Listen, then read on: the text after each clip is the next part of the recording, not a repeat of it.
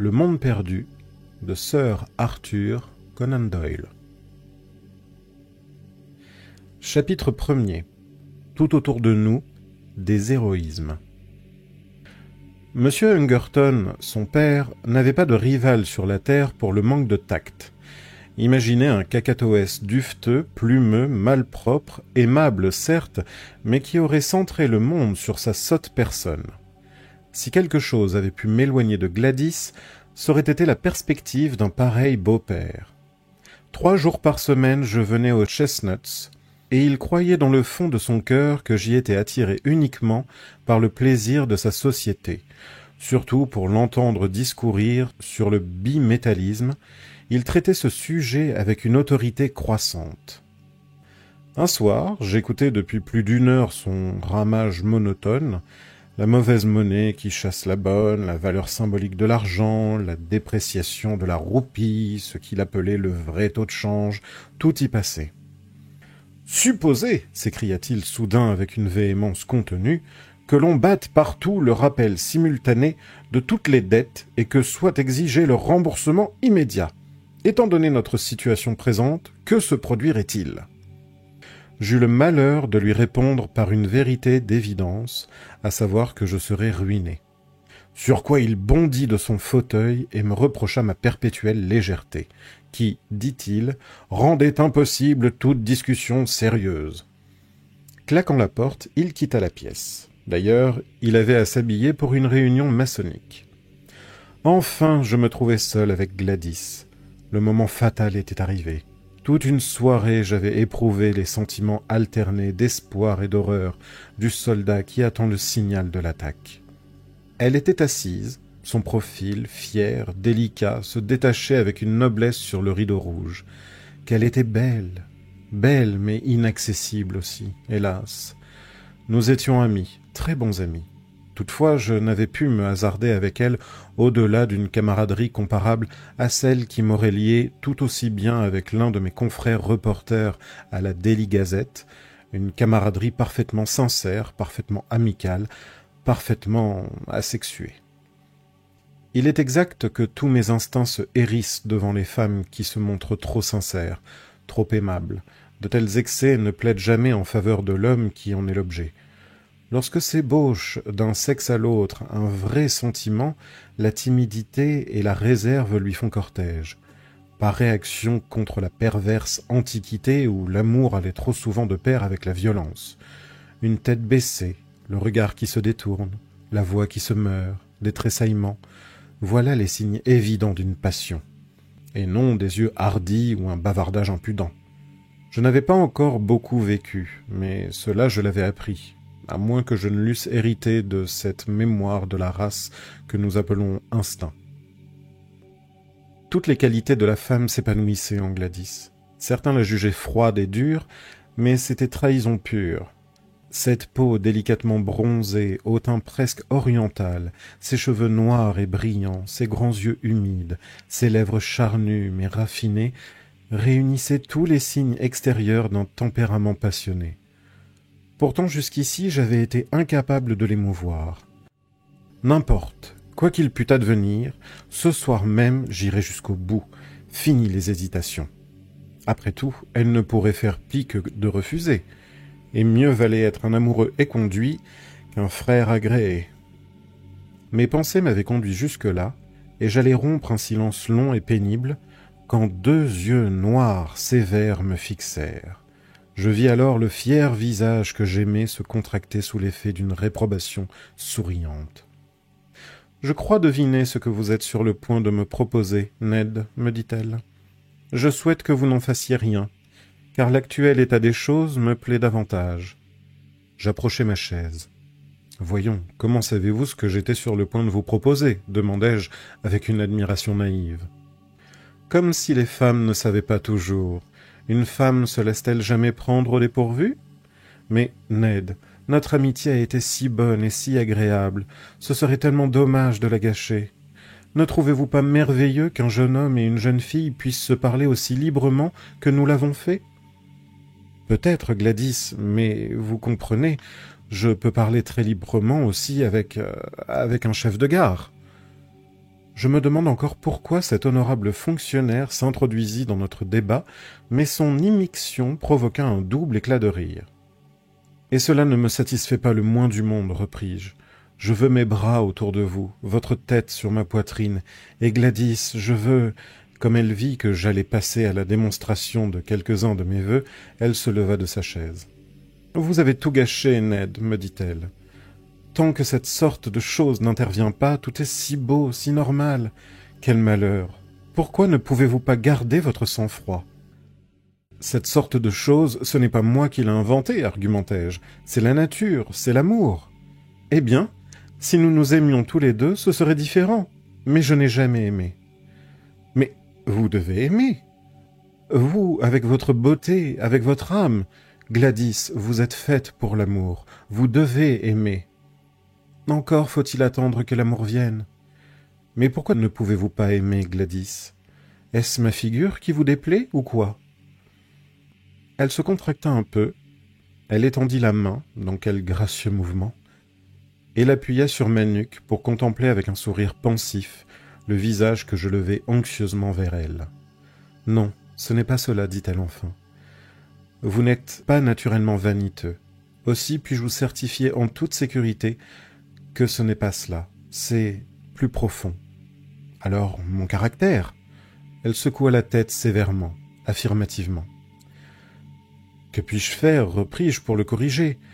Asseyez-vous et parlons. Non, réellement, je me tiendrai tranquille si seulement vous vous asseyez. » Elle me regarda avec une surprenante défiance qui me transperça le cœur. Ah, plus au ciel qu'elle fût restée sur le ton de la confidence, que tout cela paraît grossier, bestial même quand on l'écrit noir sur blanc, mais peut-être est-ce là un sentiment qui m'est personnel. Finalement, elle s'assit. « Maintenant, dites-moi ce qui ne vous plaît pas en moi. »« Je suis amoureuse de quelqu'un d'autre, » me répondit-elle. À mon tour, je sautai de ma chaise. « De personne en particulier, » m'expliqua-t-elle en riant du désarroi qu'elle lut sur ma physionomie. « Seulement d'un idéal. Je n'ai jamais rencontré l'homme qui pourrait personnifier cet idéal. Dites-moi à qui il ressemble, parlez-moi de lui. Oh, il pourrait très bien vous ressembler. Je vous chéris pour cette parole. Bon, que fait-il que je ne fasse pas? Prononcez hardiment le mot. Serait-il anti-alcoolique, végétarien, aéronaute, théosophe, surhomme? Si vous consentiez à me donner une idée de ce qui pourrait vous plaire, Gladys, je vous jure que je m'efforcerai de la réaliser. » L'élasticité de mon tempérament la fit sourire. « D'abord, je ne pense pas que mon idéal s'exprimerait comme vous. Il serait un homme plus dur, plus ferme, qui ne se déclarerait pas si vite prêt à se conformer aux caprices d'une jeune fille. Mais par-dessus tout, il serait un homme d'action, capable de regarder la mort en face et de ne pas en avoir peur. Un homme qui accomplirait de grandes choses à travers des expériences peu banales. Jamais je n'aimerais un homme en tant qu'homme, mais toujours j'aimerais les gloires qu'il cinderait comme des lauriers autour de sa tête, car ces gloires se réfléchiraient sur moi. Pensez à Richard Burton, quand je lis la vie de sa femme, comme je comprends qu'elle l'ait aimé. Et Lady Stanley, avez-vous lu le dernier et magnifique chapitre de ce livre sur son mari? Voilà le genre d'homme qu'une femme peut adorer de toute son âme, puisqu'elle est honorée par l'humanité entière comme une inspiratrice d'actes nobles. Son enthousiasme l'embellissait. Pour un rien, j'aurais mis un terme à notre discussion. Mais je me contins et me bornai à répliquer. Nous ne pouvons pas être tous des Stanley ni des Burton. En outre, nous n'avons pas la chance de pouvoir le devenir. Du moins, à moi, l'occasion ne s'est jamais présentée. Si elle se présentait un jour, j'essaierai de la saisir au vol. Mais tout autour de vous, il y a des occasions, et je reconnaîtrai justement l'homme dont je vous parle au fait que c'est lui qui saisit sa propre chance. Personne ne pourrait l'en empêcher. Jamais je ne l'ai rencontré, et cependant il me semble que je le connais si bien. Tout autour de nous, des héroïsmes nous invitent. Aux hommes, il appartient d'accomplir des actes héroïques, aux femmes de leur réserver l'amour pour les en récompenser. Rappelez-vous ce jeune Français qui est monté en ballon la semaine dernière. Le vent soufflait en tempête, mais comme son envol était annoncé, il a voulu partir quand même. En 24 heures, le vent l'a poussé sur 2500 kilomètres. Savez-vous où il est tombé? En Russie. en plein milieu de la Russie. Voilà le type d'homme dont je rêve. Songez à la femme qu'il aime. Songez comme cette femme a dû être enviée par combien d'autres femmes. Voilà ce qui me plairait, qu'on envie mon mari. J'en aurais fait autant pour vous plaire. Mais vous n'auriez pas dû le faire tout bonnement pour me plaire. Vous auriez dû le faire parce que vous n'auriez pas pu vous en empêcher, parce que ça aurait été de votre part un acte naturel, parce que la virilité qui est en vous aurait exigé de s'exprimer par l'héroïsme. Tenez, quand vous avez fait le reportage sur l'explosion dans les mines de Wigan, vous auriez dû descendre et aider les sauveteurs malgré la moffette. Je suis descendu. Vous ne l'avez pas raconté. Ça ne valait pas la peine d'en parler. Je ne le savais pas. Elle me gratifia d'un regard intéressé et murmura « De votre part, c'était courageux. » J'y étais obligé. Quand un journaliste veut faire de la bonne copie, il faut bien qu'il se trouve à l'endroit où se passent les événements. Quel prosaïsme! Nous voilà loin, évidemment, du romanesque, de l'esprit d'aventure. Cependant, quel qu'ait été le mobile qui vous a inspiré, je suis heureuse que vous soyez descendu dans cette mine. Elle me donna sa main, mais avec une telle douceur et une telle dignité que je ne sus que m'incliner vers elle et la baiser délicatement. « J'avoue, reprit-elle, que je suis une femme un peu folle, avec des caprices de jeune fille. Et pourtant, ces caprices sont si réels, font tellement partie de mon moi, que ma vie s'y conformera. Si je me marie, j'épouserai un homme célèbre. »« Et pourquoi pas ?» m'écriai-je. « Ce sont des femmes comme vous qui exaltent les hommes. Donnez-moi une chance et vous verrez si je ne la saisis pas. D'ailleurs, comme vous l'avez souligné, les hommes doivent susciter leur propre chance, sans attendre qu'elle leur soit offerte. Considérez Clive, un petit secrétaire, et il a conquis les Indes. Par Jupiter, je ferai quelque chose dans ce monde, moi aussi. » Le bouillonnement de mon sang irlandais la fit rire. « Et pourquoi pas ?» dit-elle. « Vous possédez tout ce qu'un homme peut souhaiter. La jeunesse, la santé, la force, l'instruction, l'énergie. J'étais désolé que vous parliez, mais à présent je me réjouis que vous ayez parlé. Oui, j'en suis très heureuse, si notre entretien a éveillé en vous une volonté. Et si je... » Comme un velours tiède, sa main se posa sur mes lèvres. « Plus un mot, monsieur. Vous devriez être à votre bureau depuis une demi-heure déjà, pour votre travail du soir. Mais je n'avais pas le cœur de vous le rappeler. Un jour, peut-être, si vous vous êtes taillé une place dans le monde, nous reprendrons cette conversation. » Voilà les paroles sur lesquelles, par une brumeuse soirée de novembre, je courus à la poursuite du tram de Camberwell. J'avais la tête en feu, le cœur en fête. Je pris la décision que 24 heures ne s'écouleraient pas sans que j'eusse inventé l'occasion de réaliser un exploit digne de madame.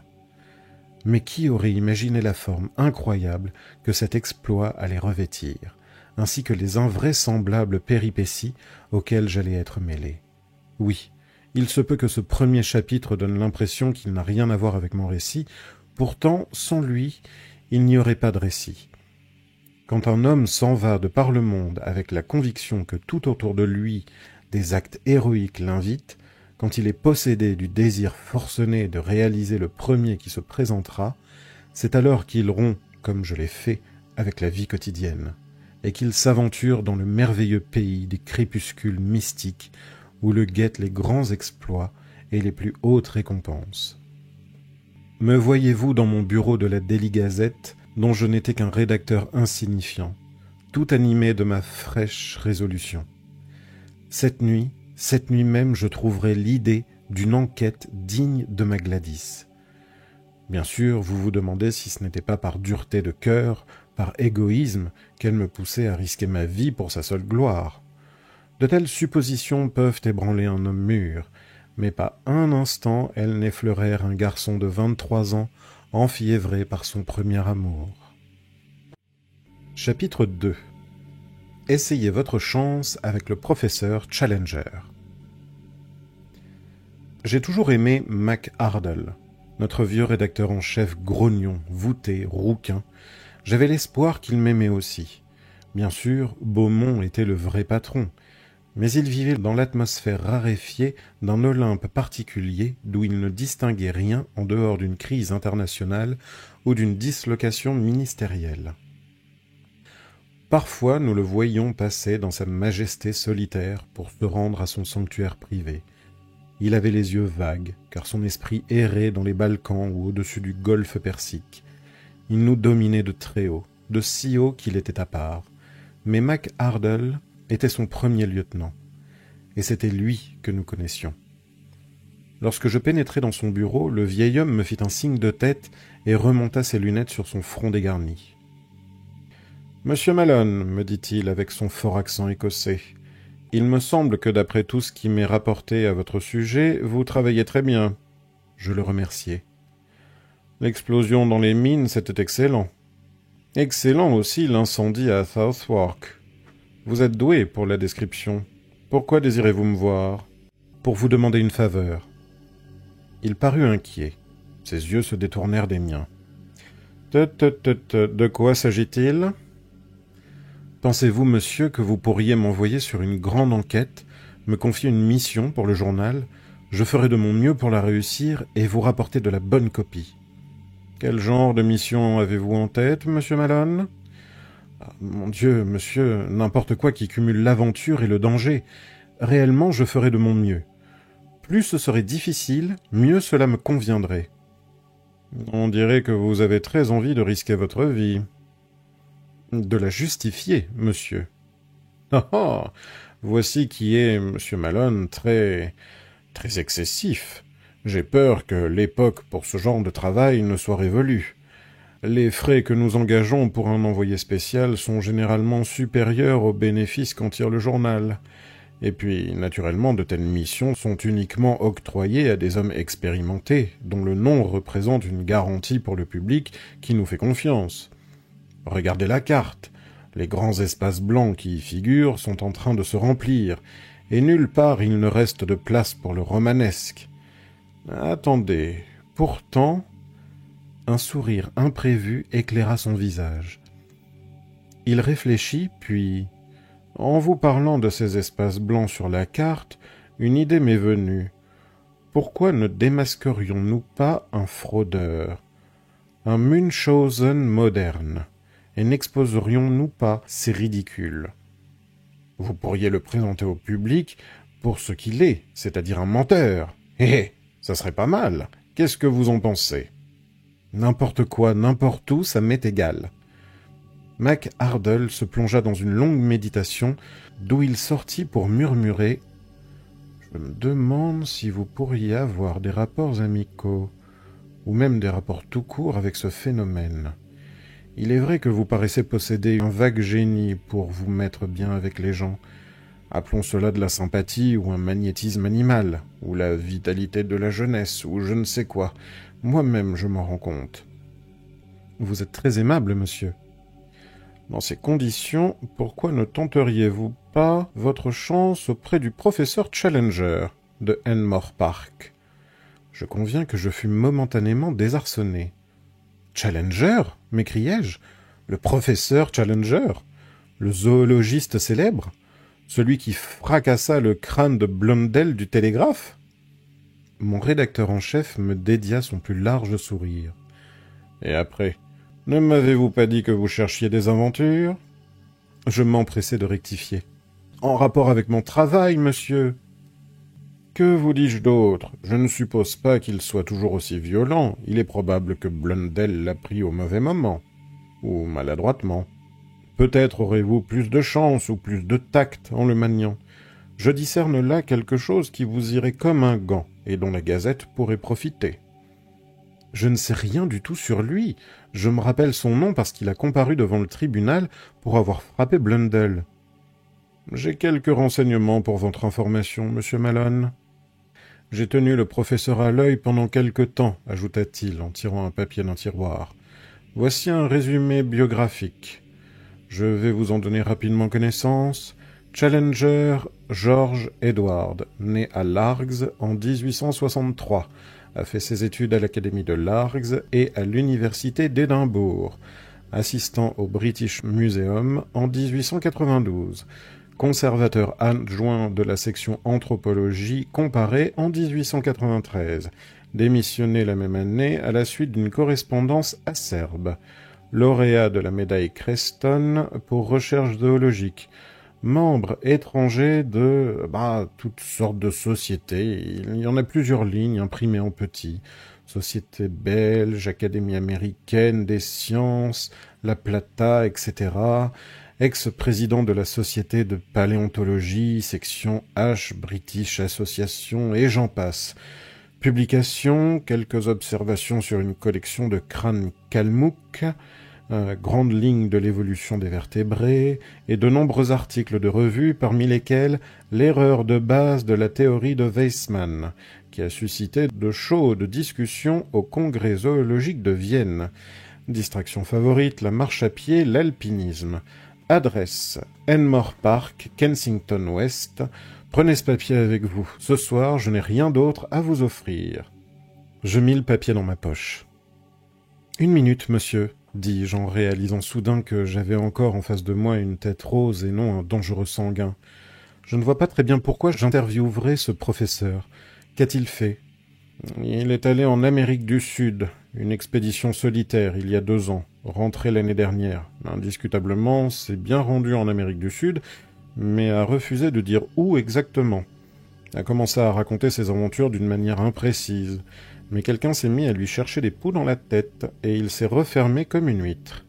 Il a trouvé je ne sais quoi de merveilleux, à moins qu'il ne soit le champion du monde des menteurs, ce qui est l'hypothèse la plus probable. A produit quelques photographies en mauvais état, qu'on suppose truquées, est devenu si susceptible qu'il boxe le premier venu, qu'il interroge et balance les journalistes dans l'escalier. Selon moi, c'est un mégalomane qui a d'égales dispositions pour le meurtre et pour la science. Tel est votre homme, monsieur Malone. Maintenant filez, et voyez ce que vous pouvez en tirer. Vous êtes assez grand pour vous défendre. De toute façon, vous n'avez rien à craindre. Il y a une loi sur les accidents du travail, n'est-ce pas ? Il ne me restait plus qu'à me retirer. Je sortis donc et je me dirigeai vers le club des sauvages.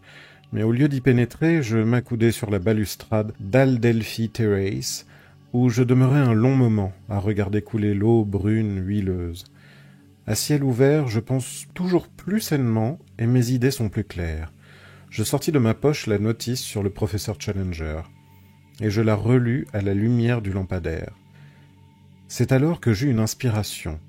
Je ne peux pas trouver d'autres mots. D'après ce que je venais d'entendre, j'étais certain que je ne pourrais jamais approcher le hargneux professeur en me présentant comme journaliste. Mais les manifestations de sa mauvaise humeur, 2 fois mentionnées dans sa biographie, pouvaient simplement signifier qu'il était un fanatique de la science. Par ce biais, ne me serait-il pas possible d'entrer en contact avec lui ? J'essaierai. J'entrai dans le club. Il était 11 heures passées, la grande salle était presque pleine, mais on ne s'y bousculait pas encore. Je remarquai au coin du feu un homme grand, mince, anguleux, assis dans un fauteuil. Lorsque j'approchai une chaise, il se retourna. C'était exactement l'homme qu'il me fallait. Il s'appelait Tarp Henry. Il appartenait à l'équipe de nature. Sous son aspect desséché, parcheminé, il témoignait aux gens qu'il connaissait une gentille compréhension. Immédiatement, j'entamai le sujet qui me tenait à cœur. « Qu'est-ce que vous savez du professeur Challenger ?»« Challenger » répéta-t-il, en rassemblant ses sourcils en signe de désaccord scientifique. « Challenger est l'homme qui est rentré d'Amérique du Sud avec une histoire jaillie de sa seule imagination. »« Quelle histoire ?»« Non, une grossière absurdité à propos de quelques animaux bizarres qu'il aurait découverts. Je crois que depuis, il s'est rétracté. En tout cas, il n'en parle plus. Il a donné une interview à l'agence Reuters. Et ses déclarations ont soulevé un tel tollé qu'il a compris que les gens ne marcheraient pas. Ce fut une affaire plutôt déshonorante. Il y eut 2 ou 3 personnes qui paraissaient disposées à le prendre au sérieux, mais il n'a pas tardé à les en dissuader. Comment cela ? Eh bien, il les a rebutés par son insupportable grossièreté, par des manières impossibles. Tenez, le pauvre vieux Wadley de l'Institut de zoologie. Wadley lui envoie ce message. Le président de l'Institut de zoologie présente ses compliments au professeur Challenger et considérerait comme une faveur particulière s'il consentait à lui faire l'honneur de participer à sa prochaine réunion. La réponse a été impubliable. Dites-la moi. Voici une version expurgée. Le professeur Challenger présente ses compliments au président de l'Institut de zoologie et considérerait comme une faveur particulière s'il allait se faire... Mon Dieu! Oui, je crois que c'est ainsi que le vieux Wadley traduisit sa réponse. Je me rappelle ses lamentations à la Réunion. En 50 années d'expérience de relations scientifiques, ça l'a pratiquement achevé. Rien de plus sur Challenger? Vous savez, moi, je suis un bactériologiste. Je vis penché sur un microscope qui grossit 900 fois, et il me serait difficile de dire que je tiens compte sérieusement de ce que je vois à l'œil nu. Je suis un frontalier qui vagabonde sur l'extrême bord du connaissable.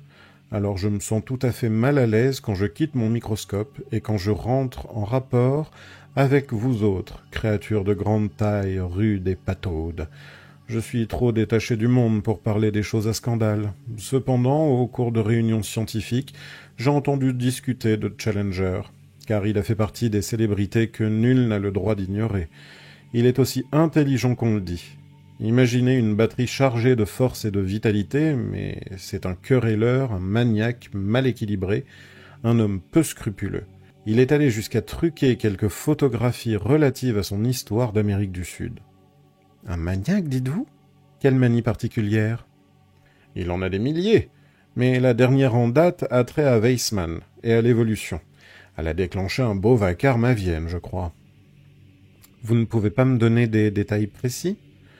Oh, pas maintenant, mais une traduction des débats existe. Nous l'avons au bureau, si vous voulez y passer. Oui, c'est justement ce que je désirais. Il faut que j'interviewe ce type et j'ai besoin d'un fil conducteur. Ce serait vraiment chic de votre part si vous me le procuriez, en admettant qu'il ne soit pas trop tard. J'irai bien tout de suite à votre bureau avec vous. Une demi-heure plus tard, j'étais assis dans le bureau de Tarp Henry, avec devant moi un gros volume ouvert à l'article « Weissmann contre Darwin ». En sous-titre « Fougueuse protestation à Vienne, débats animés ». Mon éducation scientifique ayant été quelque peu négligée, j'étais évidemment incapable de suivre de près toute la discussion. Mais il m'apparut bientôt que le professeur anglais avait traité son sujet d'une façon très agressive et avait profondément choqué ses collègues du continent. Prestations, rumeurs, adresse générale au président, telles furent les 3 premières parenthèses qui me sautèrent aux yeux. Mais le reste me semblait aussi intelligible que du chinois. « Pourriez-vous me le traduire » demandai-je sur un ton pathétique à mon collaborateur occasionnel. « C'est déjà une traduction, voyons. Alors j'aurai peut-être plus de chance avec l'original ?»« Dame, pour un profane, c'est assez calé. » Si seulement je pouvais découvrir une bonne phrase, pleine de suc, qui me communiquerait quelque chose ressemblant à une idée précise, cela me serait utile. Ah, tenez, celle-là fera l'affaire. Je crois vaguement la comprendre. Je la recopie. Elle me servira à accrocher ce terrible professeur. Je ne peux rien de plus pour vous? Si, ma foi, je me propose de lui écrire. Si vous m'autorisez à écrire ma lettre d'ici et à donner votre adresse, l'atmosphère serait créée. Pour que ce phénomène vienne ici, fasse un scandale et casse le mobilier? Non, pas du tout. Vous allez voir la lettre. Elle ne suscitera aucune bagarre, je vous le promets. Bien, prenez mon bureau et mon fauteuil. Vous trouverez là du papier. Je préfère vous censurer avant que vous n'alliez à la poste. Elle me donna du mal, cette lettre, mais je peux certifier, sans me flatter, qu'elle était joliment bien tournée. Je la lus fièrement à mon censeur. Cher professeur Challenger, l'humble étudiant en histoire naturelle que je suis a toujours éprouvé le plus profond intérêt pour vos spéculations touchant les différences qui séparent Darwin de Weissmann. J'ai eu récemment l'occasion de me rafraîchir la mémoire en relisant « Infernal menteur !» murmura Tarp Henry. En relisant votre magistrale communication à Vienne. Cette déclaration lucide et en tout point admirable me paraît clore le débat. Elle contient cependant une phrase que je cite. « Je proteste vigoureusement contre l'assertion intolérable et purement dogmatique que chaque élément séparé est un microcosme en possession d'une architecture historique élaborée lentement à travers des séries de générations. » Ne désireriez-vous pas, en vue de recherches ultérieures, modifier cette déclaration? Ne croyez-vous pas qu'elle est trop catégorique? Avec votre permission, je vous demanderai la faveur d'un entretien, car il s'agit d'un sujet que je sens très vivement, et j'aurai certaines suggestions à vous faire que je pourrai seulement présenter dans une conversation privée. Avec votre consentement, j'espère avoir l'honneur d'être reçu chez vous à 11 heures du matin, après-demain, mercredi. Avec l'assurance de mon profond respect, je reste monsieur, votre très sincère, Edward D. Malone. Comment trouvez-vous cela? Demandai-je triomphalement. Si votre conscience ne vous fait pas de reproches? Dans ces cas-là, jamais. Mais qu'est-ce que vous avez l'intention de faire? Me rendre là-bas, une fois que je serai chez lui, je trouverai une ouverture. Je peux aller jusqu'à une confession complète. Si c'est un sportif, ça ne lui déplaira pas. Ah, vous croyez ça? Revêtez alors une cotte de maille ou un équipement pour le rugby américain, ça vaudra mieux. Eh bien, mon cher, bonsoir. J'aurai mercredi matin la réponse que vous espérez, s'il daigne vous répondre. C'est un tempérament violent, dangereux, hargneux, détesté par tous ceux qui ont eu affaire à lui. La tête de Turc des étudiants, pour autant qu'ils osent prendre une liberté avec lui. Peut-être aurait-il été préférable pour vous que vous n'ayez jamais entendu prononcer son nom. Chapitre 3. Un personnage parfaitement impossible. L'espoir ou la crainte de mon ami ne devait pas se réaliser. Quand je passai le voir mercredi, il y avait une lettre timbrée de West Kensington. Sur l'enveloppe, mon nom était griffonné par une écriture qui ressemblait à un réseau de fils de fer barbelés. Je l'ouvris pour la lire à haute voix à Tarp Henry. « Monsieur, j'ai bien reçu votre billet par lequel vous affirmez souscrire à mes vues. Apprenez d'abord qu'elles ne dépendent pas d'une approbation quelconque de vous ou de n'importe qui. Vous avez aventuré le mot spéculation pour qualifier ma déclaration sur le darwinisme, et je voudrais attirer votre attention sur le fait qu'un tel mot dans une telle affaire est offensant jusqu'à un certain point. Toutefois, le contexte me convainc que vous avez péché plutôt par ignorance et manque de tact que par malice. Aussi, je ne me formaliserai pas. Vous citez une phrase isolée de ma conférence, et il apparaît que vous éprouvez de la difficulté à la comprendre. J'aurais cru que seule une intelligence au-dessous de la moyenne pouvait avoir du mal à en saisir le sens.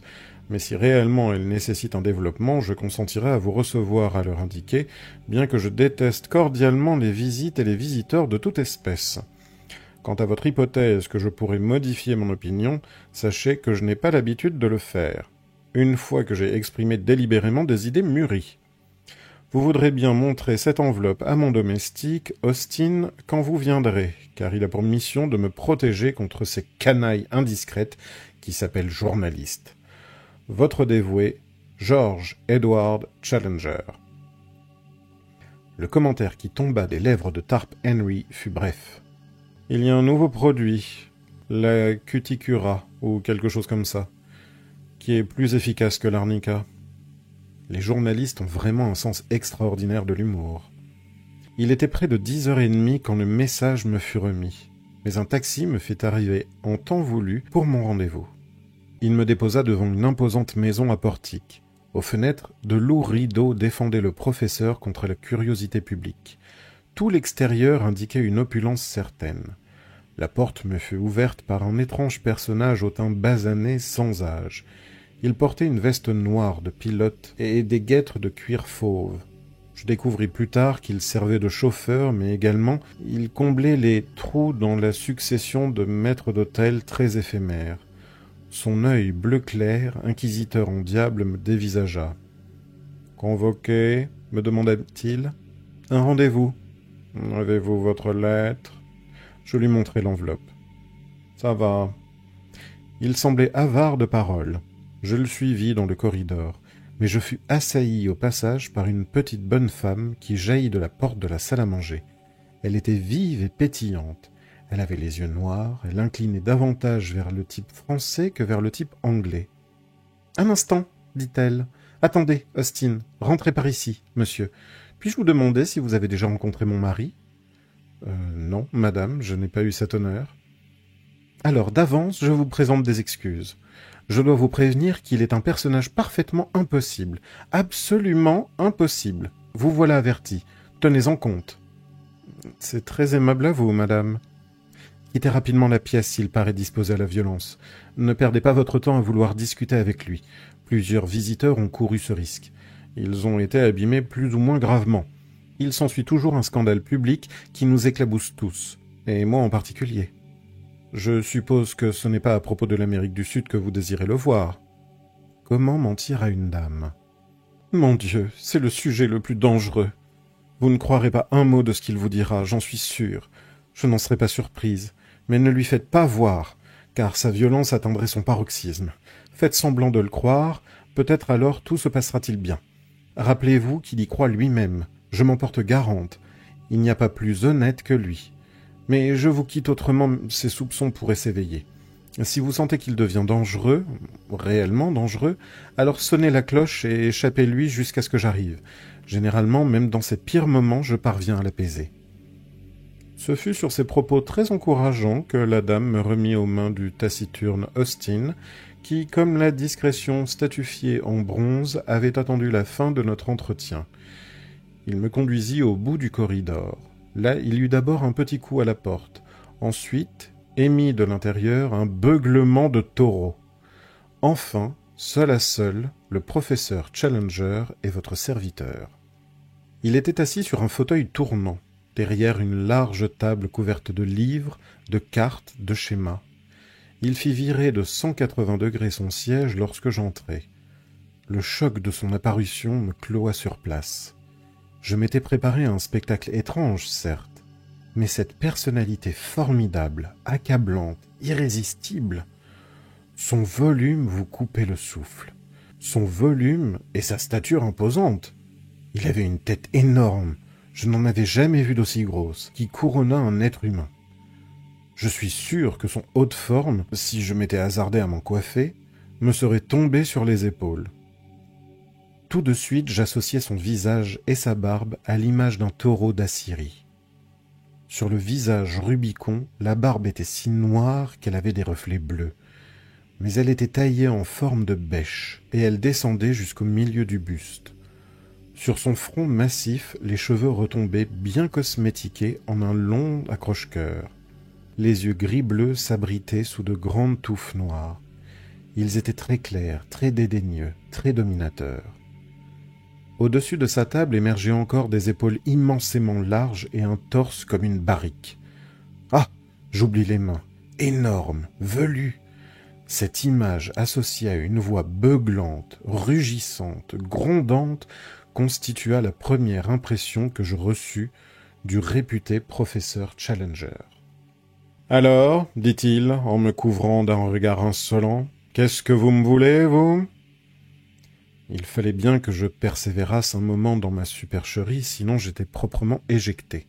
« Vous avez été assez bon, monsieur, pour m'accorder un rendez-vous, dis-je de mon air le plus humble en représentant mon enveloppe. » Il s'en empara, déplia la lettre et l'étira sur sa table. « Oh, vous êtes ce jeune homme incapable de comprendre votre langue maternelle, n'est-ce pas? Et cependant assez bon pour approuver mes conclusions générales, d'après ce que j'ai compris. » C'est cela, monsieur, tout à fait cela. J'étais très positif. Eh bien, voilà qui consolide grandement ma position, hein. Votre âge et votre mine confirment doublement la validité de votre appui. Tout de même, vous valez mieux que ce troupeau de porcs viennois dont le grognement grégaire n'est pas plus désobligeant, en fin de compte, que la hargne solitaire du pourceau britannique. Il me lança un regard qui me fit comprendre qu'il me tenait pour le représentant actuel de cette espèce. Leur conduite me semble avoir été abominable, hasardai-je. Je vous assure que je suis capable de me battre tout seul, et que votre sympathie m'indiffère totalement. Laissez-moi seul, monsieur. Seul le dos au mur, c'est alors que le GEC est l'homme le plus heureux du monde. Bien, monsieur, faisons ce que nous pouvons l'un et l'autre pour écourter cette visite. Elle ne vous offrira pas grand-chose d'agréable, et pour moi elle m'ennuie au-delà de toute expression. Vous aviez, à vous en croire, des commentaires à ajouter à la proposition que j'ai formulée dans ma thèse ? Ces méthodes étaient empreintes d'une brutalité directe qui rendait difficile tout échappatoire. Pourtant je devais continuer à jouer le jeu, jusqu'à ce que j'entrevisse une ouverture. De loin cela m'avait semblé facile. Esprit de l'Irlande, qu'attendiez-vous pour m'aider ? J'avais si grand besoin d'être secouru. Il me transperça de ses 2 yeux aigus, durs comme de l'acier. « Allons, allons » gronda-t-il. « Bien sûr, je ne suis qu'un simple étudiant, dis-je avec un sourire imbécile, à peine mieux qu'un curieux. Pourtant, il m'est apparu que vous avez été un peu sévère à propos de Weissmann dans cette affaire. Est-ce que depuis cette date, la position de Weissmann n'a pas été renforcée par de nombreux témoignages ?»« Quels témoignages ?» Il parlait avec un calme menaçant. « Eh bien, naturellement, je sais qu'il n'y en a aucun à qui vous pourriez attribuer la qualité de preuve définitive. Je faisais simplement allusion à la tendance générale de la pensée moderne et au point de vue de la science prise collectivement, si j'ose ainsi m'exprimer. » Il se pencha en avant avec une grande gravité. « Je suppose que vous savez, dit-il en comptant sur ses doigts, que l'indice crânien est un facteur constant, naturellement, et que cette télégonie est encore sub judice, sans aucun doute, et que le protoplasme du germe est différent de l'œuf parthénogénétique. Mais voyons sûrement, m'écriai-je. J'étais tout émoustillé par ma propre audace. « Mais qu'est-ce que cela prouve ?» interrogea-t-il d'une voix aimablement persuasive. « Ah, en vérité, murmurai-je, qu'est-ce que cela prouve ?»« Vous le dirai-je » roucoula-t-il. « Je vous en prie. »« Cela prouve, rugit-il dans un subit éclat de fureur, que vous êtes le plus répugnant imposteur de Londres, un journaliste de l'espèce la plus vile, la plus rampante et qui n'a pas plus de science que de décence. » Il s'était dressé sur ses pieds, une rage folle étincelait dans son regard. Même à ce moment de tension entre nous, je trouvais le temps de m'étonner parce que je découvrais qu'il était de petite taille. Sa tête me venait à l'épaule.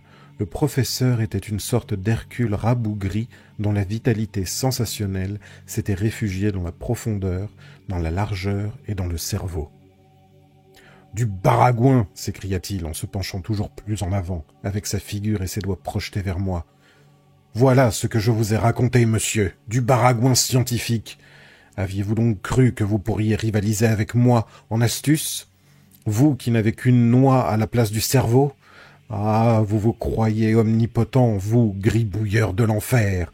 Vous vous imaginez que vos louanges peuvent faire un homme et vos critiques le démolir?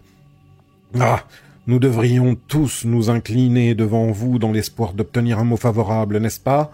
De celui-ci on se paie la tête et à celui-là on adresse une verte semonce. Je vous connais, vermine rampante, vous outrepassez constamment vos limites. Il fut un temps où on vous coupait les oreilles. Vous avez perdu le sens des proportions. Sac bourré de vent. Je vous maintiendrai dans vos limites, moi. Non, monsieur, vous n'avez pas eu de GEC. Il y a encore un homme qui ne se soumet pas. Il vous a averti, mais par le Seigneur, si vous venez, tant pis, c'est à vos risques et périls. Un gage, mon bon monsieur Malone. Je réclame un gage. Vous avez joué un jeu assez dangereux et vous avez tout l'air d'avoir perdu. « Un instant, monsieur, dis-je, faisant retraite vers la porte en trouvant.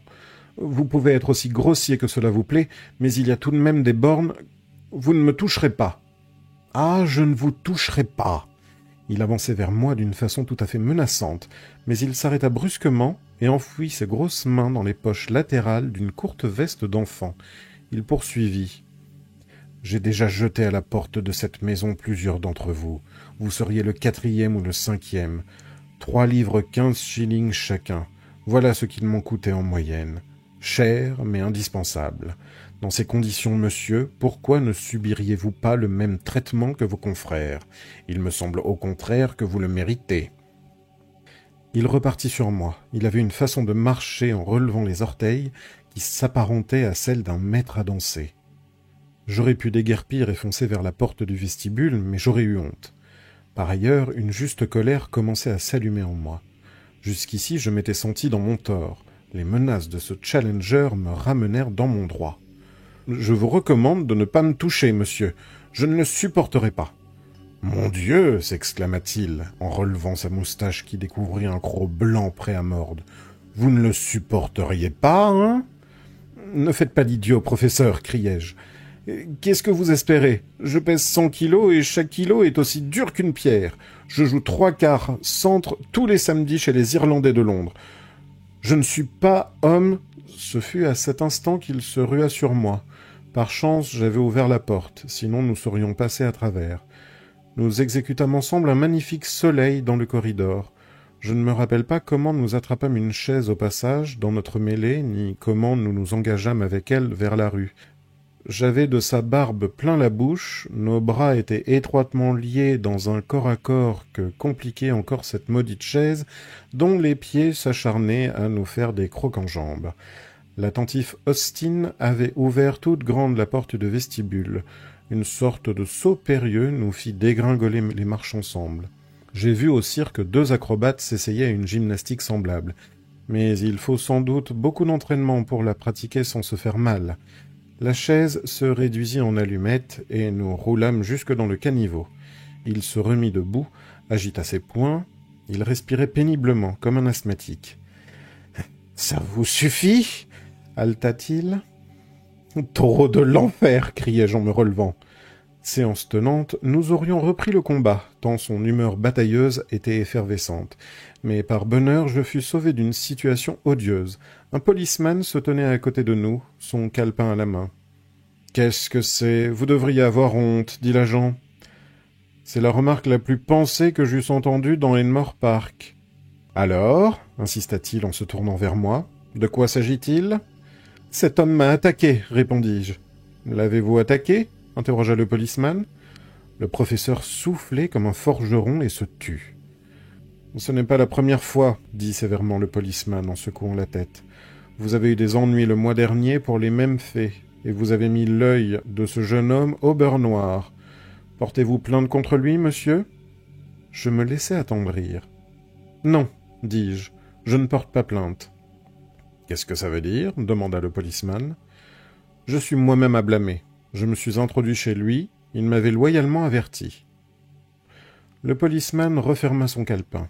« Ne recommencez plus, dit-il, et maintenant filez. Allons, filez !»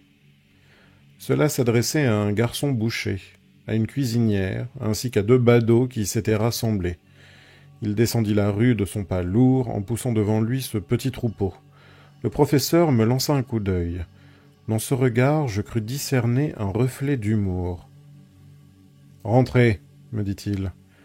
Je n'en ai pas encore terminé avec vous. » L'intonation était sinistre, mais je ne l'en suivis pas moins. Le domestique Austin, un vrai visage de bois, referma la porte derrière nous. Chapitre 4. La chose la plus formidable du monde. À peine était-elle refermée que Madame Challenger s'élança de la salle à manger. Cette petite bonne femme était d'humeur furieuse. Elle barra la route à son mari comme l'aurait fait devant un taureau une poulette enragée. De toute évidence, elle avait assisté à ma sortie, mais elle ne m'avait pas vu rentrer. « Tu n'es qu'une brute, Georges !» hurla-t-elle. « Tu as blessé ce gentil garçon !» Il pointa son pouce derrière lui. « Regarde-le, il est sain et sauf. » Elle était confuse, mais pas tellement. « Oh, excusez-moi, je ne vous avais pas vu. »« Je vous assure, madame, que tout va très bien. »« Il a marqué votre pauvre visage. »« Oh, Georges, quelle brute tu fais. D'une semaine à l'autre, rien que des scandales. Tout le monde te déteste et se moque de toi. Ma patience est à bout, et ceci est la goutte d'eau. Le linge sale se lave en famille, » gronda le professeur. « Mais il n'y a plus de secret, s'écria-t-elle. Qu'imagines-tu? Toute la rue, tout Londres. Sortez, Austin, nous n'avons pas besoin de vous ici. Est-ce que tu supposerais par hasard que tous ne brocardent pas sur toi? Où est ta dignité? À toi, un homme qui aurait dû être le recteur d'une grande université où 1000 étudiants t'auraient révéré, qu'as-tu fait de ta dignité, Georges? Et que fais-tu de la tienne, ma chère? Tu me mets à trop rude épreuve. Une brute braillarde et vulgaire, voilà ce que tu es devenu. Sois gentil, Jessie. Un taureau furieux, un taureau qui beugle perpétuellement. As-tu fini de me dire des choses désagréables? À ma grande surprise, il se pencha, la leva à bout de bras et la fit s'asseoir sur un haut socle en marbre noir dans un angle du vestibule. Ce socle avait au moins 2 mètres, et il était si mince qu'elle pouvait à peine se tenir en équilibre. Rien de plus ridicule que le spectacle de sa figure convulsée de rage, de ses pieds qui battaient dans le vide, et de son buste pétrifié dans la crainte d'une chute. « Fais-moi descendre » gémit-elle. « Dis s'il te plaît. »« Sale brute, fais-moi descendre à l'instant même !»« Venez dans mon bureau, monsieur Malone. »« En vérité, monsieur, hasardai-je en lui désignant la dame, monsieur Malone plaide en ta faveur, Jessie. Dis, s'il te plaît, et immédiatement tu te retrouveras en bas. »« Oh, brute, brute ! Oh, s'il te plaît, s'il te plaît !» Il la redescendit comme s'il s'était agi d'un canari. « Il faut bien te tenir, chérie, monsieur Malone est un journaliste. Il racontera demain tout cela dans sa feuille de chou, et il en vendra une demi-douzaine de plus chez nos voisins. L'étrange histoire d'une vie en altitude. Car tu te sentais plutôt en altitude sur ce socle, n'est-ce pas? Puis un sous-titre, quelques aperçus sur un ménage singulier. Il se nourrit d'immondices, monsieur Malone. Il se repaît de charognes, comme tous ceux de son espèce. Porcus ex grege diaboli, un cochon du troupeau du diable, n'est-ce pas, Malone, hein? Vous êtes réellement invivable. Il éclata de rire. « Nous nous coaliserons bientôt, hein » rugit-il en fixant alternativement sa femme et moi. Il bomba son énorme torse, puis tout à coup son intonation se transforma. « Pardonnez-moi ce frivole badinage familial, monsieur Malone. Je vous ai appelé pour des motifs plus sérieux. Vous n'avez pas à vous mêler de ces petites plaisanteries domestiques. File, petite bonne femme, et ne te tracasse pas. » Il posa sur ses épaules une grosse patte, en ajoutant « Tout ce que tu dis est la vérité même. Je serais un homme meilleur si je suivais tes conseils. Mais si je les suivais, je ne serais plus tout à fait George Edward Challenger. Il existe quantité d'hommes meilleurs, ma chère, mais il n'existe qu'un GEC. Alors arrange-toi pour le mieux. » Il lui décocha un baiser bruyant qui me gêna encore plus que toute sa violence. « Maintenant, monsieur Malone, reprit-il avec toute sa dignité retrouvée, par ici, s'il vous plaît. » Nous rentrâmes dans la pièce que nous avions si tumultueusement quittée 10 minutes plus tôt. Le professeur ferma la porte, me poussa vers un fauteuil et plaça une boîte de cigares sous mon nez. « De vrai San Juan Colorado, dit-il. Les gens émotifs de votre espèce sont les meilleurs experts en narcotiques. Ciel, ne mordez pas dedans, coupez-le avec respect. Maintenant, adossez-vous paisiblement et écoutez ce que je vais vous dire.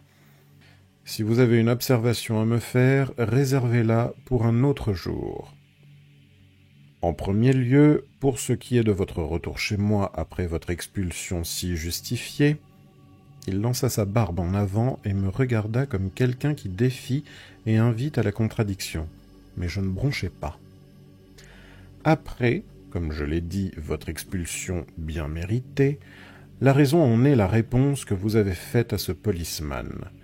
J'ai cru y décerner un éclair de bons sentiments, meilleurs, en tout cas, que ceux que jusqu'ici votre profession m'a témoignés. En admettant que la responsabilité de l'incident vous incombait, vous avez administré la preuve d'un certain détachement de l'esprit et d'une largeur de vue qui m'ont impressionné favorablement. La sous-espèce de la race humaine à laquelle vous appartenez malheureusement s'est toujours maintenue au-dessous de mon horizon mental. Vos paroles vous ont élevé soudain au-dessus de lui. Alors je vous ai remarqué. C'est pour cette raison que je vous ai prié de rentrer, afin que je puisse faire plus ample connaissance avec vous. Veuillez déposer votre cendre dans le petit cendrier japonais sur la table de bambou qui est à votre coude gauche. » Tout ceci, il l'avait proféré sur le ton d'un professeur s'adressant à sa classe. Il avait fait virer sa chaise pivotante de façon à me faire face, et il était assis tout gonflé comme une gigantesque grenouille mugissante. Brusquement, il se tourna de côté, et tout ce que je vis de lui fut une oreille rouge, saillante, sous des cheveux hirsutes. Il fouillait parmi la liasse de papier qu'il avait sur son bureau, et bientôt, tenant à la main ce qui me parut être un album de croquis déchirés, il se replaça en face de moi. « Je vais vous parler de l'Amérique du Sud, commença-t-il. Pas de commentaires, s'il vous plaît. D'abord, je tiens à ce que vous compreniez que rien de ce que je vous dirai n'est destiné à être communiqué d'une façon ou d'une autre au public sans mon autorisation expresse. Cette autorisation, selon toutes les probabilités humaines, je ne vous la donnerai jamais, est-ce clair ? Difficile, fis-je, sûrement un compte-rendu judicieux. Il reposa son album sur le bureau. Terminé, fit-il. Je vous souhaite une bonne journée. Non, non, m'écriai-je, je me soumets à toutes vos conditions. Au reste, je n'ai pas le choix. Non, c'est à prendre ou à laisser. Eh bien alors je promets. Parole d'honneur, parole d'honneur. Il me dévisagea, un scepticisme brillait dans ses yeux insolents. Après tout, qu'est-ce que je sais de votre honneur ? Décidément, monsieur, protestai-je avec une furieuse véhémence, vous prenez avec moi de grandes libertés. Je n'ai jamais été pareillement offensé dans toute ma vie. Cette sortie parut l'intéresser davantage que le gêner. Tête ronde, marmonna-t-il. Brachycéphale, l'œil gris, le cheveu noir, une tendance au négroïde. Celte, je présume. Je suis irlandais, monsieur. Irlandais ? Oui, monsieur. Voilà l'explication. Voyons, vous m'avez promis que vous tiendrez votre langue. Les confidences que je vais vous faire seront forcément restreintes, mais je me sens disposé à vous donner quelques indications intéressantes. Premièrement, vous savez sans doute qu'il y a 2 ans, j'ai fait un voyage en Amérique du Sud, voyage qui sera classique dans l'histoire scientifique du monde. Son objet était de vérifier quelques conclusions de Wallace et de Bates, ce qui ne pouvait être fait qu'en observant les faits qu'ils avaient notés dans les mêmes conditions que celles où ils s'étaient trouvés. Je pensais que si mon expédition n'aboutissait qu'à ce résultat, elle valait néanmoins la peine d'être tentée. Mais un incident curieux se produisit pendant que je me trouvais là-bas, et m'orienta vers une enquête tout à fait nouvelle. Vous n'ignorez pas, ou probablement à votre âge de demi-culture vous ignorez, que le pays qui environne certaines parties de l'Amazone n'est encore que très partiellement exploré. Un grand nombre d'affluents, dont quelques-uns n'ont jamais figuré sur une carte, se jettent dans le fleuve. Mon affaire consistait à visiter l'arrière-pays peu connu et à examiner sa faune, afin de rassembler des matériaux de plusieurs chapitres en vue d'un travail monumental sur la zoologie qui sera la justification de ma vie. J'allais revenir après avoir effectué mes recherches quand j'eus l'occasion de passer une nuit dans un petit village indien, à l'endroit où un certain affluent, dont je tais le nom et la position géographique, se jette dans le fleuve. Les indigènes étaient les Indiens Kukuma. C'est une race aimable, mais dégénérée, dont l'efficacité mentale ne dépasse pas celle du londonien moyen. J'avais soigné quelques malades de leur tribu en remontant le fleuve, et ma personnalité les avait considérablement impressionnés. Je ne fus donc pas surpris le moins du monde quand je les revis, qui attendaient impatiemment mon retour. À leurs signes, je devinai que l'un d'entre eux avait un besoin urgent de mes soins médicaux. Je suivis le chef dans une hutte. Quand j'entrai, je découvris que le malade auprès duquel j'avais été appelé venait d'expirer, et je découvris avec une immense stupéfaction que cet homme n'était pas un Indien, mais un blanc. En vérité, je devrais dire un homme très blanc. Il avait des cheveux blonds filasses et il portait quelques-unes des caractéristiques de l'albinos. Il était vêtu de haillons. Son visage était très émacié. Il en avait certainement vu de dur. Pour autant que j'eusse compris le récit des indigènes, ils ne le connaissaient pas du tout. Il était arrivé seul dans leur village, à travers les grands bois, dans un état d'extrême fatigue. Son sac était posé à côté de sa paillasse. J'en inspectai le contenu. Son nom était écrit sur une étiquette à l'intérieur. Mapplewhite, Lake Avenue, Détroit, Michigan. C'est un nom devant lequel je tirerai toujours mon chapeau. il n'est pas excessif de dire qu'il se situera au même plan que le mien quand les mérites de toute la terre seront équitablement répartis. D'après ce que contenait le sac, il était clair que cet homme avait été un artiste et un poète en quête d'inspiration. Il y avait des vers, je ne prétends pas être un bon juge en poésie, mais ils m'apparurent singulièrement dépourvus de valeur. Il y avait aussi quelques tableaux médiocres qui représentaient le fleuve, une boîte de peinture, une boîte de craie de couleur, quelques pinceaux, cet os incurvé que vous voyez sur mon buvard, un volume de Baxter, Paleine et Papillon, un revolver de modèle courant et quelques balles. Quant à son équipement personnel, il n'en possédait aucun. Peut-être l'avait-il perdu au cours de ses pérégrinations. L'inventaire des trésors de cet étrange bohémien d'Amérique fut donc vite fait. J'allais me détourner quand j'aperçus un objet qui dépassait de sa veste déchirée. C'était un album à dessin, que je trouvais déjà dans le triste état où vous le voyez aujourd'hui. Cependant, je vous jure qu'un manuscrit de Shakespeare n'aurait pas été plus respectueusement traité que cette relique depuis qu'elle entra en ma possession. Prenez-le, feuilletez-le page par page afin d'en examiner le contenu. Il s'offrit un cigare et se recula dans son fauteuil pour mieux me fixer de ses 2 yeux férocement critiques. Il attendait l'effet que son document produirait sur moi. J'avais ouvert l'album en escomptant une révélation sensationnelle, sans pouvoir d'ailleurs en imaginer par avance la nature. Toutefois, la première page me déçut, car elle ne contenait rien d'autre que le dessin d'un très gros homme en vareuse, avec pour légende Jimmy Culver sur le paquebot. Les quelques pages suivantes étaient consacrées à de petites illustrations des Indiens et de leurs mœurs. Puis vint le portrait d'un ecclésiastique joyeux et corpulent assis en face d'un mince Européen, et au-dessous était écrit au crayon « Déjeuner avec Fra Cristofero à Rosario ». Des études de femmes et d'enfants occupaient d'autres pages, puis j'arrivai à une longue suite de dessins d'animaux avec des explications dans le genre de celle-ci. Lamantins sur banc de sable, tortues et leurs œufs, ajoutis noirs sous un palmier de myrtille. Le dit ajouti ressemblait à un porc.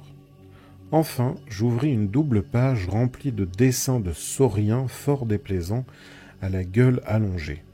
Comme je ne parvenais pas à les identifier, je demandai au professeur « Ce sont de vulgaires crocodiles, n'est-ce pas ?»« Des alligators, des alligators.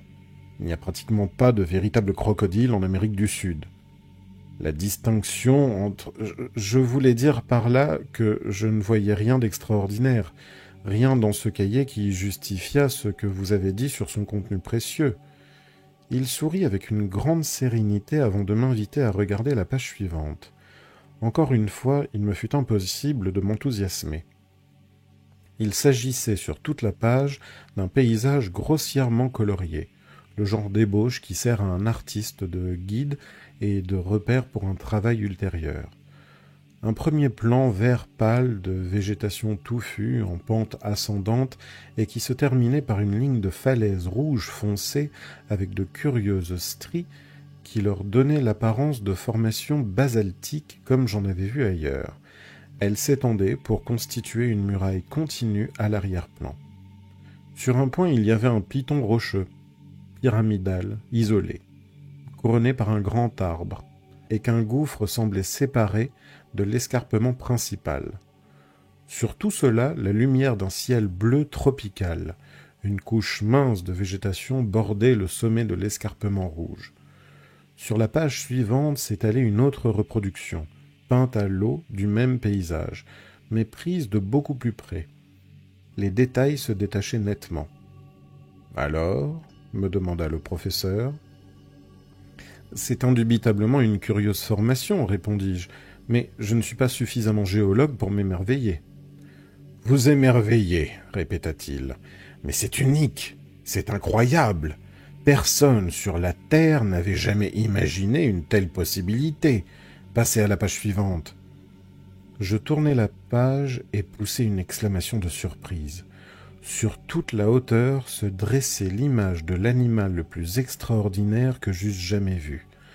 On aurait dit le rêve sauvage d'un fumeur d'opium. Une vision de délirant.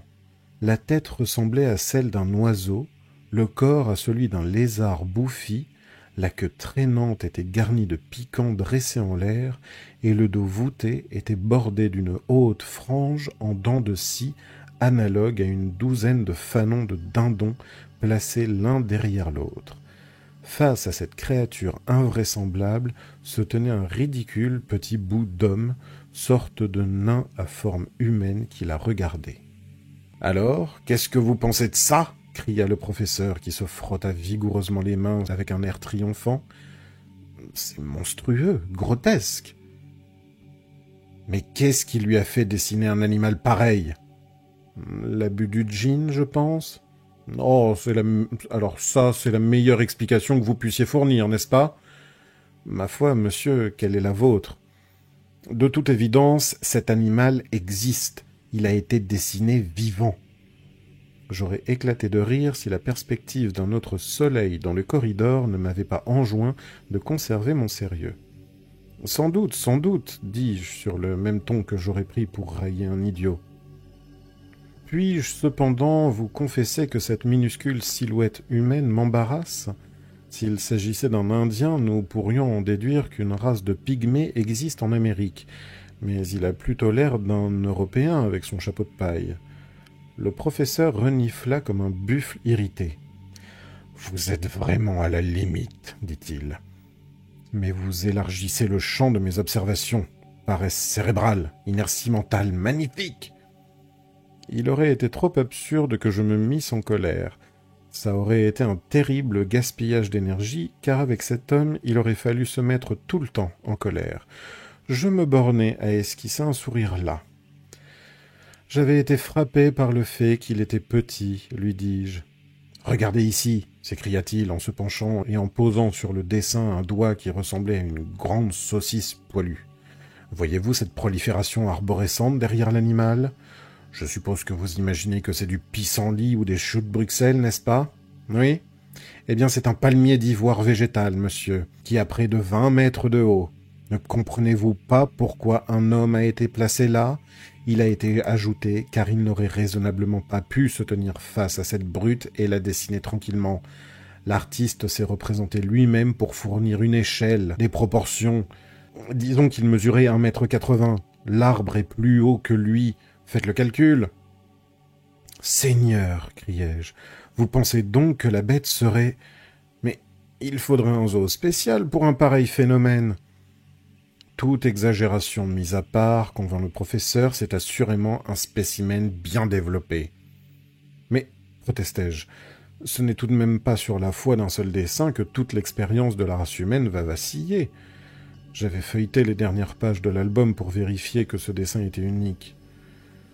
Un dessin exécuté par un Américain vagabond qui pouvait être sous l'influence de hashish ou de la fièvre, ou qui tout simplement satisfaisait les caprices d'une imagination morbide, vous, homme de science, vous ne pouvez pas défendre une position semblable. » Pour me répondre, le professeur saisit un livre sur un rayon. « Voici, me dit-il, une excellente monographie dont l'auteur est mon talentueux ami Ray Lancaster. Elle contient une illustration qui vous intéressera. Ah, la voici. Elle porte pour légende ces mots. Aspect probable lorsqu'il vivait, du stégosaure, dinosaure jurassique. À elle seule, la patte arrière est 2 fois plus haute qu'un homme de taille normale. Hein ? Qu'est-ce que vous dites de ça ? » Il me tendit le livre ouvert. Je sursautai quand je vis l'illustration. Dans cet animal reconstitué dans mon mort, il entrait assurément une grande ressemblance avec le dessin de l'Américain. « C'est remarquable, dis-je. Mais pas définitif, selon vous ? Il peut s'agir d'une coïncidence, à moins que cet Américain n'ait vu autrefois une image semblable et qu'il ne l'ait conservée dans sa mémoire, d'où elle aurait été projetée au cours d'une crise de délire. Très bien, fit avec indulgence le professeur Challenger. Laissons pour l'instant les choses en état. Voudriez-vous considérer à présent cet os ? Il me fit passer l'os dont il m'avait indiqué qu'il l'avait trouvé dans le sac du mort. Il avait bien 15 cm de long, il était plus gros que mon pouce, et il portait à une extrémité quelques traces de cartilage séché. À quelle créature connue appartient cet os s'interrogea le professeur. Je le retournai dans tous les sens en essayant de me remémorer des connaissances à demi oubliées. Une clavicule humaine très épaisse ? Mon compagnon agita sa main avec une réprobation méprisante. La clavicule humaine est courbée, cet os est droit. Et sur sa surface, il y a une gouttière qui montre qu'un grand tendon joué en travers, ce qui ne se produit pas dans le cas de la clavicule. Alors je vous avoue que j'ignore de quoi il s'agit. Vous n'avez pas à être honteux de votre ignorance, car il n'y a pas beaucoup de savants qui pourraient mettre un nom dessus. Il sortit d'une boîte à pilules un petit os de la taille d'un haricot. Pour autant que j'en puisse juger, cet os humain est l'homologue de celui que vous tenez dans votre main. Voilà qui vous en dit long sur la taille de l'animal en question. Le cartilage vous enseigne également qu'il ne s'agit pas d'un fossile, mais d'un spécimen récemment vivant. Qu'est-ce que vous dites de cela ?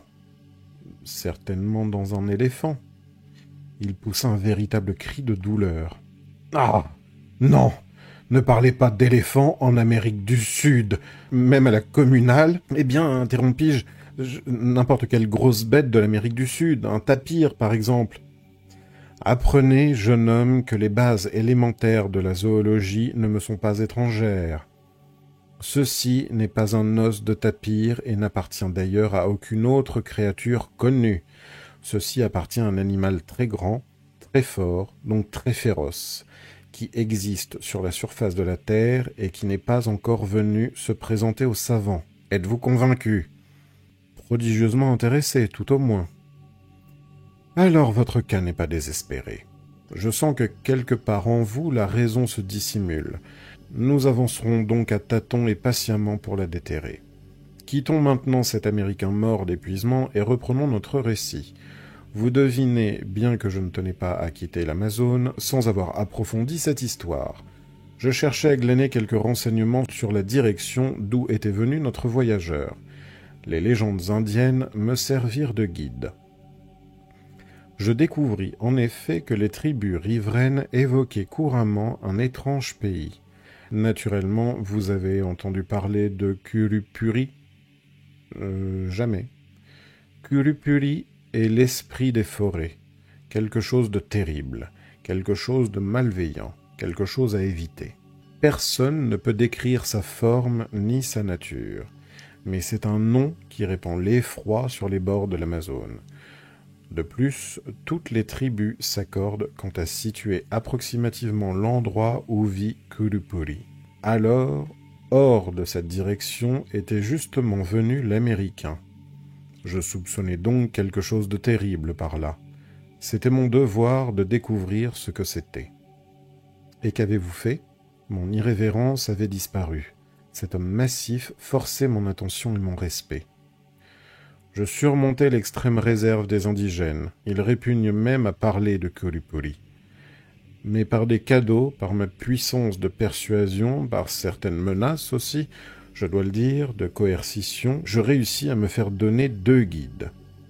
Après diverses aventures que je n'ai pas besoin de rappeler, après avoir franchi une distance que je ne préciserai pas, après avoir marché dans une direction que je garde pour moi, nous sommes enfin parvenus dans une vaste étendue qui n'a jamais été décrite ni visitée, sauf par mon infortuné prédécesseur. Voudriez-vous avoir l'obligeance de jeter un coup d'œil ?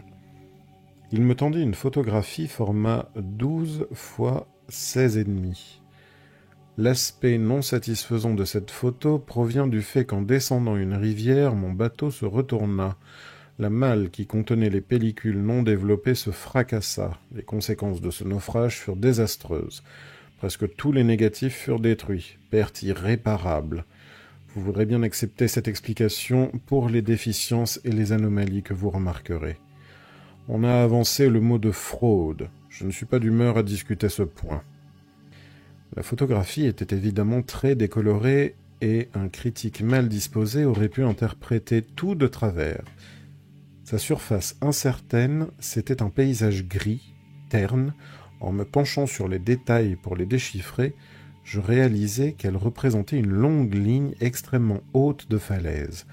On aurait dit une immense cataracte vue de loin. Et au premier plan, une plaine en pente ascendante était parsemée d'arbres. « Je crois que c'est le même endroit que celui qui a été peint par l'Américain, dis-je. »« Effectivement, c'est bien le même endroit, répondit le professeur. J'ai trouvé les traces du campement du type. Maintenant, regardez ceci. » C'était une vue prise de plus près, du même endroit, mais la photographie était très défectueuse. Pourtant, je pus distinguer le piton rocheux couronné d'un arbre et isolé, qui se détachait devant l'escarpement. « Pas de doute, c'est la même chose, déclarai-je. »« Eh bien, voilà un fait acquis, dit le professeur. Nous progressons, n'est-il pas vrai? À présent, voulez-vous regarder en haut de ce piton rocheux, y observez-vous quelque chose? » Un arbre immense. Mais sur l'arbre, un gros oiseau? Il me tendit une loupe. Oui, dis-je en me penchant avec la loupe. Un gros oiseau est perché sur l'arbre. Il a un bec considérable. Je dirais presque que c'est un pélican. Je ne peux guère vous complimenter sur votre bonne vue, marmonna le professeur. Ce n'est pas un pélican ni même un oiseau. Vous n'apprendrez pas sans intérêt que j'ai réussi à tuer d'un coup de fusil cet échantillon très particulier. J'ai eu là une preuve formelle, la seule que je pouvais ramener en Angleterre. Bon alors, vous l'avez? Enfin, il y avait corroboration tangible. Je l'avais. Elle a été malheureusement perdue avec quantité d'autres choses, dans le même accident de bateau qui a abîmé ou détruit mes photographies. Je me suis cramponné à une aile quand la bête a disparu dans le tourbillon du rapide, et il m'est resté une partie de ladite aile. Quand je fus rejeté sur le rivage, j'étais évanoui, mais le pauvre vestige de mon splendide spécimen était intact. Le voici. D'un tiroir, il sortit ce qui me parut être la partie supérieure de l'aile d'une grande chauve-souris. Elle avait bien 60 centimètres de long. C'était un os courbé avec un tissu membraneux en dessous. Une chauve-souris monstrueuse, suggérai-je. « Absolument pas, répliqua sévèrement le professeur. Vivant comme j'en ai l'habitude dans une atmosphère scientifique, je n'aurais pas pu supposer que les principes de base de la zoologie étaient si ignorés. Est-ce possible que vous ne connaissiez pas ce fait élémentaire en zoologie comparée, à savoir que l'aile d'une chauve-souris consiste en 3 doigts étirés reliés entre eux par des membranes? Or, dans cet exemple, l'os n'est certainement pas un avant-bras. Et vous pouvez voir par vous-même qu'il n'y a qu'une seule membrane pendant sur un os, unique. Par conséquent, s'il ne peut appartenir à une chauve-souris, de quoi s'agit-il?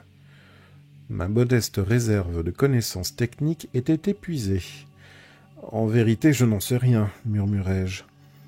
Il ouvrit le livre qu'il m'avait déjà montré. Ici, dit-il, en me désignant l'image d'un extraordinaire monstre volant, il y a une excellente reproduction du dimorphodon, ou ptérodactyle, reptile volant de la période jurassique. À la page suivante, vous trouverez un schéma sur le mécanisme de son aile. Comparez-le donc, s'il vous plaît, avec l'échantillon que vous tenez dans votre main. Je fus submergé par une vague d'ahurissement. J'étais convaincu. Il n'y avait pas moyen de ne pas être convaincu. La preuve cumulative était accablante. Le croquis peint, les photographies, le récit, et maintenant cet échantillon récent, l'évidence sautait aux yeux. Je le dis.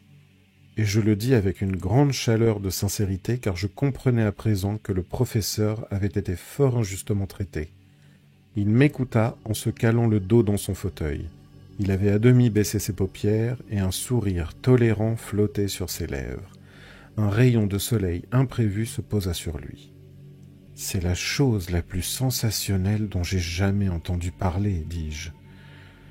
Pour être tout à fait franc, je conviens que mon enthousiasme professionnel de journaliste était plus fort que mon enthousiasme de savant amateur. Je poursuivis. « C'est colossal! Vous êtes le Christophe Colomb de la science! Vous avez découvert un monde perdu, réellement! Je suis désolé de vous avoir donné l'impression que j'étais sceptique, mais c'était tellement incroyable! Tout de même, je suis capable de comprendre une preuve quand je la vois, et je ne dois pas être le seul au monde. » Le professeur ronronna de satisfaction. « Mais ensuite, monsieur, qu'avez-vous fait ?»« C'était la saison des pluies, monsieur Malone, et mes provisions étaient épuisées. J'ai exploré une partie de cette falaise énorme, mais je n'ai trouvé aucun moyen de l'escalader.